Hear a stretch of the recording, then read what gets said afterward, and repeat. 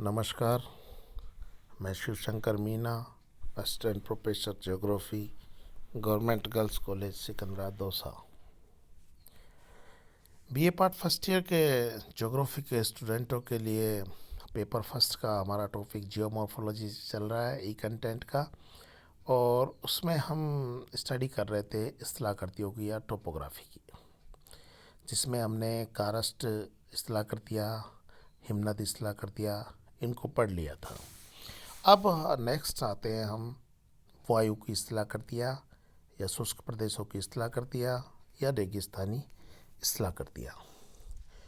इसमें भी हमें पिछली स्थलाकृतियों में जैसे हमने अध्ययन किया था सिस्टमेटिक रूप से चलना है, जिसमें सबसे पहले हमें अपर्दन के कारक, उसके बाद अपर्दनात्मक स्थलाकृतियाँ, इसके बाद निक्षेपात्मक स्थलाकृतियाँ। सबसे पहले अपर्दन के कारक को देख के अपघर्षण, सन्निकर्षण, ये 2-3 कारकों को देख के उसके बाद अपर्दनात्मक एवं निक्षेपात्मक स्थलाकृतियों का एक टेबल देंगे कि हम आगे इस क्वेश्चन में इन स्थलाकृतियों का अध्ययन करेंगे, जिससे कि ओवरऑल एक समरी स्टार्टिंग में ही सामने आ जाए। एक टेबल में स्थलाकृतियों को देने के बाद पर्टिकुलर एक स्थलाकृति का हम डिटेल से अध्ययन करेंगे। उसके बाद में लास्ट में इन सब का एक डायग्राम देंगे, प्रत्येक स्थलाकृति का, या तो उसके साथ साथ दे सकते हो या लास्ट में एक साथ दे सकते हो, लेकिन जिस स्थलाकृति का वर्णन किया है उसके साथ में डायग्राम दोगे तो वो एक परफेक्ट आंसर बन जाता है। देखिए, मैंने ये आपके लिए एक बहुत अच्छी तरीके से टेबल तैयार करी है कि वायु द्वारा निर्मित स्थलाकृतियाँ या रेगिस्तानी स्थलाकृतियाँ कौन कौन सी होती है, जिसमें अपर्दन लेफ्ट साइड में तो अपर्दनात्मक स्थलाकृतियाँ दे रखी है और बीच में निक्षेपात्मक स्थलाकृतियाँ। इसके अलावा कुछ अन्य स्थलाकृतियाँ भी होती है जो लास्ट में दे रखी हैं। तो इस तरीके से स्टार्टिंग में ही आप सारी चीज़ों को एक साथ समेट के एक नोट्स रूप में दे दोगे तो अच्छा आंसर बनता है। अपर्दनात्मक स्थलाकृतियों की बात करते हैं तो इसमें अपवाहन बेसिन, मरुस्थली फर्श, क्षत्रक शिला, ज्यूजेन, यार्डंग, डेमोसेलस, ट्राइकांटर, जालीदार शिला, पुल की खिड़की और इंसेलवर्ग।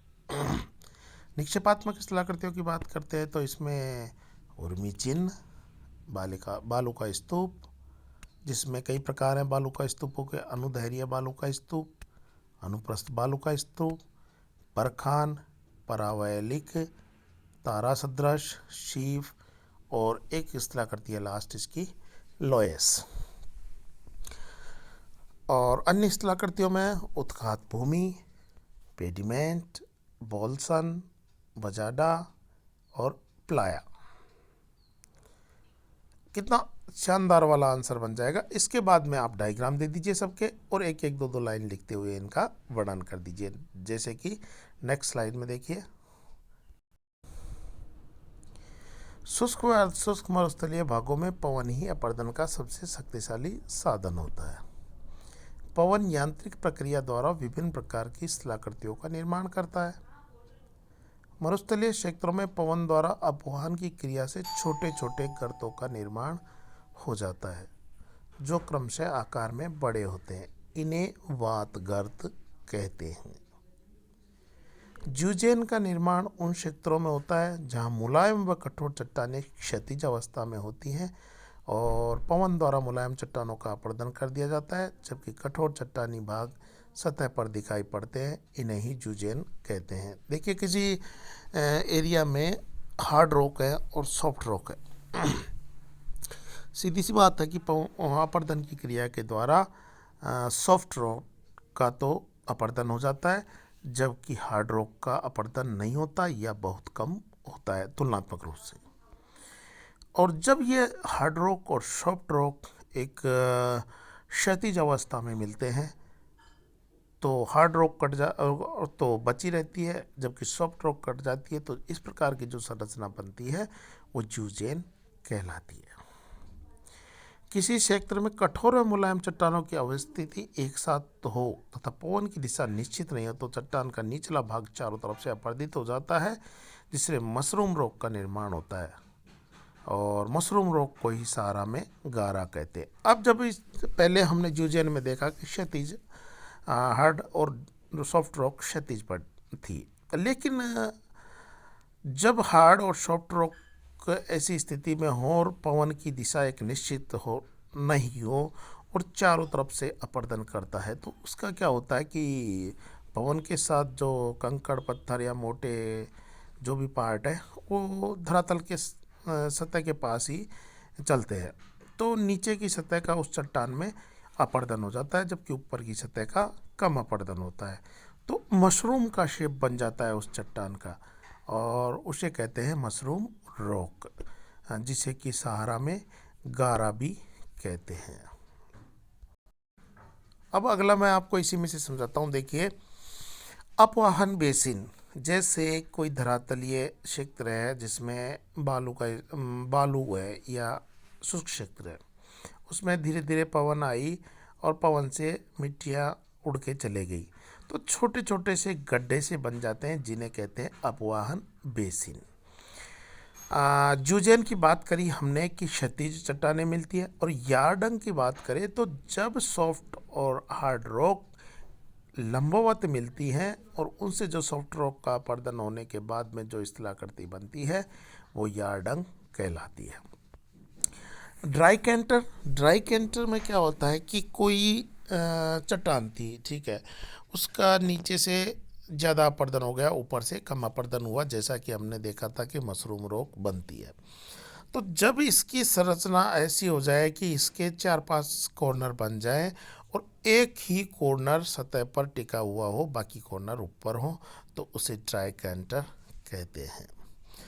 और जब कोई चट्टानी शिला शुष्क क्षेत्रों में मिलती है, उसका चारों तरफ से अपर्दन होता है, तो बीच बीच में से उसमें क्या छिद्र हो जाते हैं, तो इस प्रकार की शिलाकृति को कहते हैं जालीदार शिला। और इंसेलबर्ग के बारे में तो मैं काफ़ी बार बात कर चुका हूँ आपसे, डेविस के अपर्दन चक्र में भी बात करी थी वो पेंके में, कि इंसेलबर्ग क्या है कि जो अपशिष्ट या अवरोधी चट्टान की इस स्टेज के बाद में तो किसी चट्टान का अपर्दन नहीं हो सकता, वो रेसिस्टेंट टाइप में हो जाती है, तो इस प्रकार की शिलाकृति को कहते हैं इंसेलबर्ग। बात करते हैं निक्षेपात्मक शिलाकृतियों की, तो इसमें मुख्यतः तो दो हैं, एक बालू का स्तूप और एक लोएस। जैसे कि इसको सिंपल लैंग्वेज में समझिए, आपकी रेगिस्तानी क्षेत्रों में किसी भी प्रकार के अवरोध के कारण किसी चट्टान से भी हो सकता है, किसी बड़े प्लांट से भी हो सकता है, या किसी अन्य कारण से भी हो सकता है। अगर यथा स्थान पर ही वो बालू या मिट्टी जमा होती है उड़ के, तो वो तो कहलाता है बालू का स्तूप। और दूसरी स्टेज में क्या होता है कि वो कहीं रेगिस्तान से मिट्टी उड़ी वायु के कारण और वो दूसरे स्थान पर जाके जमा हो जाती है, तो वो इस प्रकार की शिलाकृति कहलाएगी लोएस। बालू का स्तूप और लोएस में यही अंतर है, बालू का स्तूप यथास्थान होता है, जबकि लोएस का जो जमाव होता है वो दूसरे स्थान पर जाकर होता है।